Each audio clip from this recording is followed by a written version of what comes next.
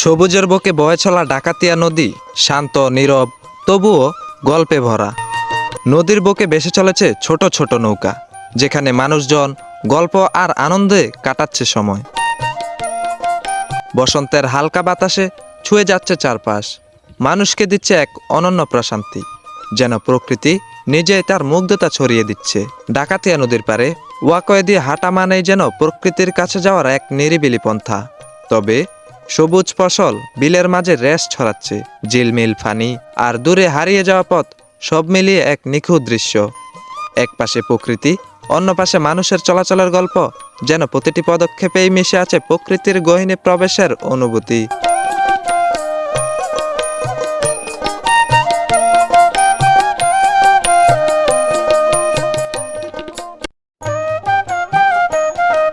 নির্জন এই সবুজের মাঝে লুকিয়ে আছে এক অদ্ভুত গল্প, এক বিশাল দিঘি, যার জন্মই নাকি এক রাতেই। লোকমুখে শোনা যায় জিনদের শক্তিতে নাকি খনন হয়েছিল এই দিঘি। অন্ধকার রাতের নিস্তব্ধতায় যখন মানুষ ঘুমিয়েছিল গভীর স্বপ্নে, ভোরের আলো ফুটতেই ভেসে উঠে বিস্ময়কর জলরাশি। দিঘির পানিতে আজও যেন লুকিয়ে আছে সেই রহস্য। পাশেই রয়েছে রাস্তি শাহের মাজার। 360 আউলিয়ার সাথে ইসলাম প্রচারে তিনিও আসেন বাংলাদেশে। প্রকৃতির এক অপূর্ব রূপ দেখাতে আজ নিয়ে যাচ্ছি এমন এক জায়গায়, যেখানে নদীর শান্ত ধারা, সবুজের বিস্তার, নৌকায় ভেসে চলা চিরচেনা সৌন্দর্য সবকিছুই ধরা দিবে এই যাত্রায়। ভিডিওটি সম্পূর্ণ দেখার আমন্ত্রণ জানাচ্ছি।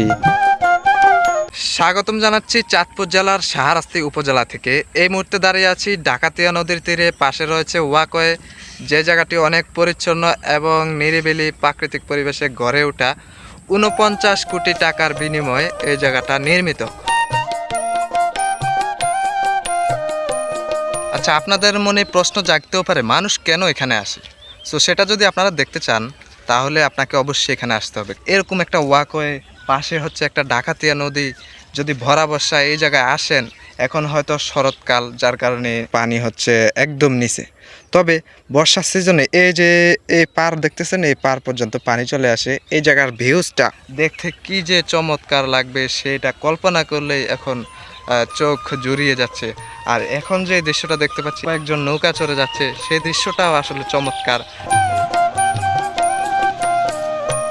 আপনি ফ্যামিলি পরিবার নিয়ে এখানে আসতে পারেন। আসলে বিষয়টা হচ্ছে আপনি প্রকৃতিকে যেভাবে এনজয় করবেন, সেইভাবে আপনি প্রকৃতির ভিতরে একদম ঢুকতে পারবেন। যেহেতু ডাকাতিয়া নদীতে আপনারা আসলে নৌকা উঠতে পারেন, সেই হিসাবে এখানে আমি নৌকা ভাড়ার কথা জিজ্ঞেস করেছি। তারা আমাকে যেটা জানালো যে আপনি যদি এমনি নর্মালি সবার সাথে নৌকাতে উঠতে চান, এই যে নৌকাটা আসতেছে ওই নৌকার মতো, বড় একটা ট্রলারের মধ্যে, তাহলে আপনাকে ভাড়া গুনতে হবে 20 থেকে 30 টাকা। আর আপনি যদি পার্সোনালি কোনো নৌকা নিয়ে নেন তাহলে আপনি হয়তো 400 টাকার আশেপাশে।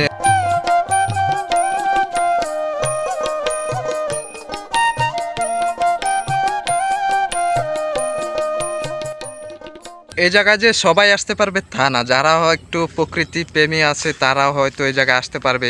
শুধু যে নদী এবং ওয়াকওয়ে দেখবেন তা না, আশেপাশে যে প্রকৃতিটা, ভিউজগুলা দেখেন, ধান ক্ষেতের মধ্যে যে একটা ভিউ দেখা যাচ্ছে, সেটাও অনেক সুন্দর লাগবে। এমন একটা পরিবেশে কার না আসতে ভাল লাগবে। আর যে বাতাস, ভাই বসন্ত বাতাসের একটা ফিল, ওই দেখেন দক্ষিণ পাশে পুরাটাই হচ্ছে ফাঁকা, কোনো বাড়িঘর নাই। সো এই কারণে একটা বাতাসের ফিল আসতেছে।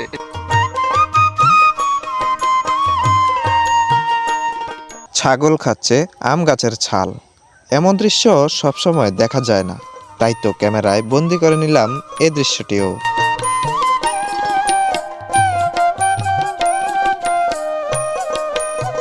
হাঁটতেছি হচ্ছে ডাকাতিয়া ওয়াকওয়ের মধ্যে। আমার পিছনে একটি ব্রিজ রয়েছে, সেটি হচ্ছে সুসিপাড়া ব্রিজ, এবং সামনে একটি ব্রিজ রয়েছে, সেটি হচ্ছে চিকটিয়া ব্রিজ নামে পরিচিত। একটা ব্রিজ থেকে আরেকটা ব্রিজের দূরত্ব হচ্ছে 1 কিলোমিটার। পুরো 1 কিলোমিটার জায়গাটা জুড়ে হচ্ছে ওয়াকওয়ে। আর এই ওয়াকওয়ের মধ্য দিয়ে আমি আজকে এই পুরো 1 কিলোমিটার জায়গাটা হেঁটে দেখাবো। এই যে দেখতে পাচ্ছেন কাশফুল হয় যে গাছে, ওই গাছগুলো আছে। হয়তো এখন কাশফুলের সিজন না, তবে কাশফুল যখন হবে, পুরাটা কাশফুলে যখন ভরপুর থাকবে, তখন দেখতে জিনিসটা অসাধারণ লাগবে।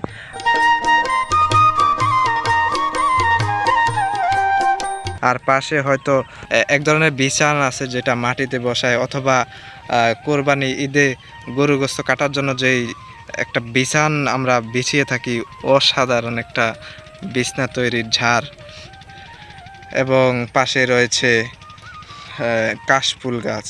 একটা জায়গা অনেক সুন্দর হতে পারে, সবাই আসে এই জায়গায় এবং এনজয় করে, তবে ঘোরার সময় আমাদের অবশ্যই উচিত একটা জিনিস খেয়াল রাখা, সেই জায়গাটা আমরা নোংরা করব না। দেখেন অনেকে এখানে আসছে এবং টিস্যু, বাদামের খোসা এবং ওয়ান টাইম কিছু মালামাল এখানে রেখে গেছে, সো যেগুলো পরিবেশটাকে আরও দূষিত করতেছে এবং পরিবেশের ভারসাম্যটা নষ্ট করতেছে। জায়গাটাকে একটু পরিষ্কার রাখবো, পরিচ্ছন্ন রাখলে হয়তো আমাদের ভালো লাগবে।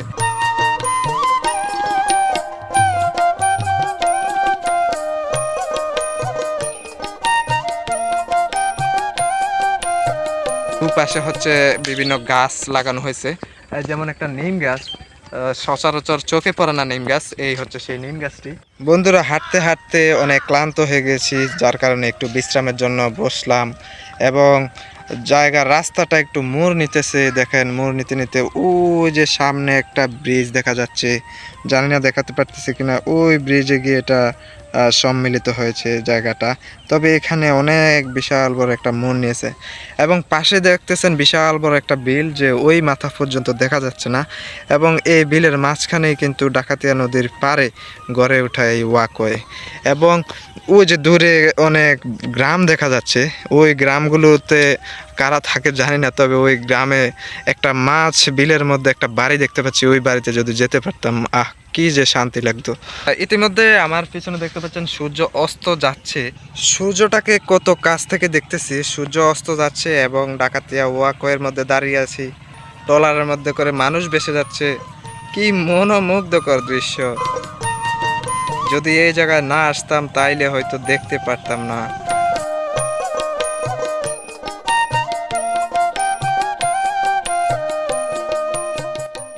ওয়াকওয়ের মধ্যে যেই পথ চলার যেই জায়গা, আপনি যদি পথ চলার মাঝে একটু বেরোতে দিতে চান, সো সেই জন্য একটু বসার যেই নান্দনিক ডিজাইন করা চেয়ার দেওয়া রয়েছে, সো এখানে বসে আপনারা রেস্ট নিতে পারবেন, একটু আড্ডা দিতে পারবেন বন্ধুদের সাথে।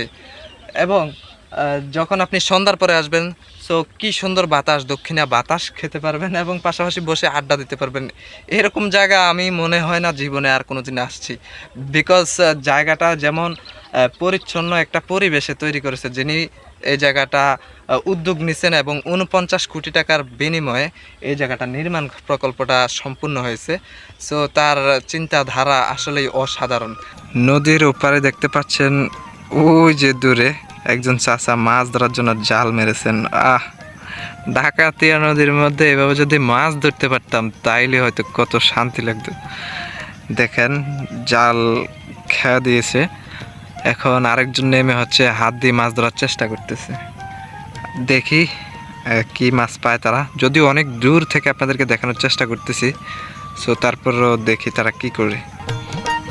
তবে ডাকাতিয়া নদীর পাড়ে এভাবে মাছ ধরার দৃশ্য আমরা মূলত বর্ষা সিজনেই বেশি দেখি, কারণ তখন নতুন মাছের আগমন থাকে বেশি।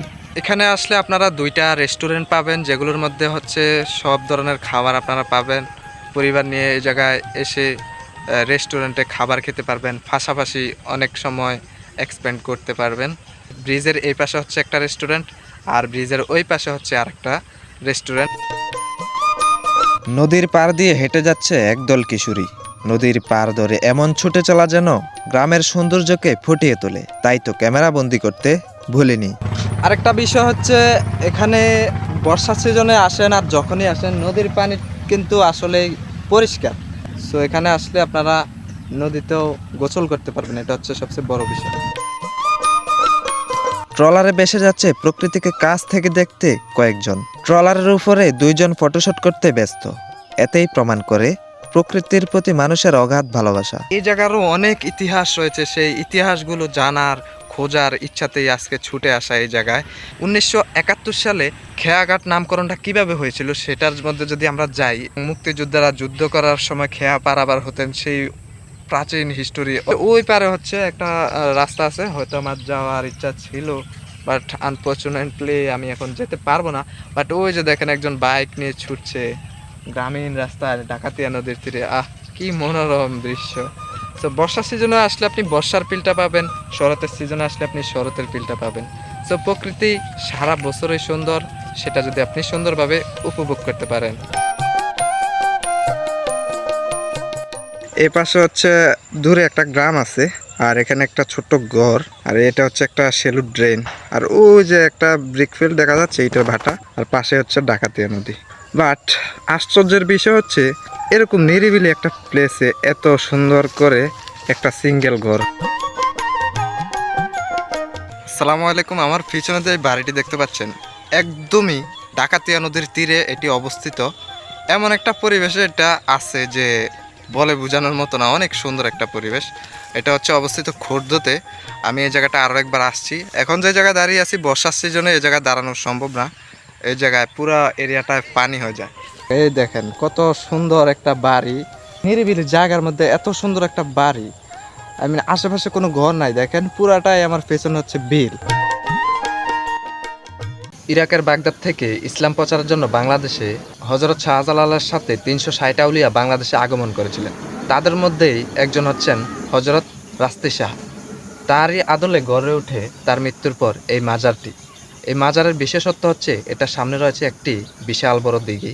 সেই দিঘিটি ৩০ একর জায়গা জুড়ে বিস্তৃত।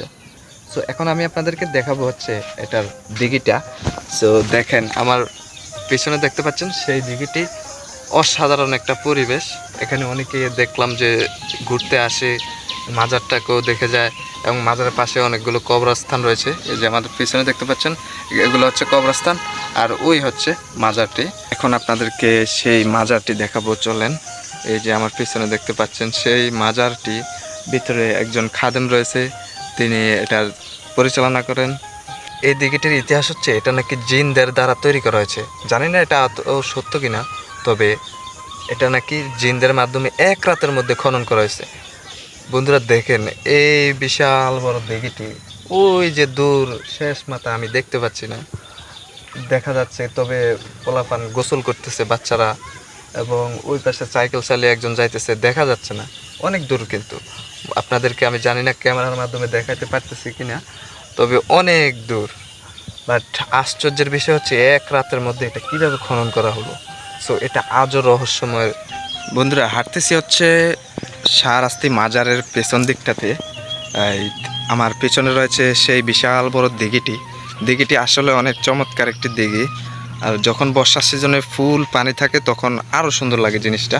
তবে এখনও অনেকে গোসল করতেছে দেখতেছি, অনেক বাচ্চা পোলাপান গোসল করতেছে ওই মাথার মধ্যে, আসলে অনেক সুন্দর।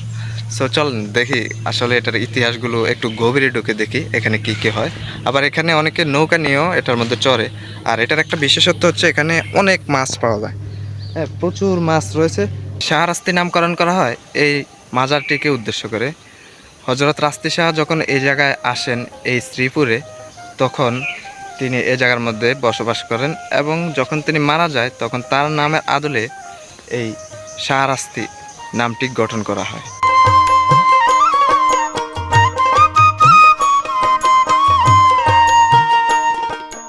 চাঁদপুর জেলার শাহরাস্তি উপজেলার নামকরণ থেকে শুরু করে ইতিহাস ঐতিহ্য রয়েছে এক অজানা গল্প। অজানাকে জানার আকাঙ্ক্ষা নিয়েই আজকের গল্পের ইতি টানছি।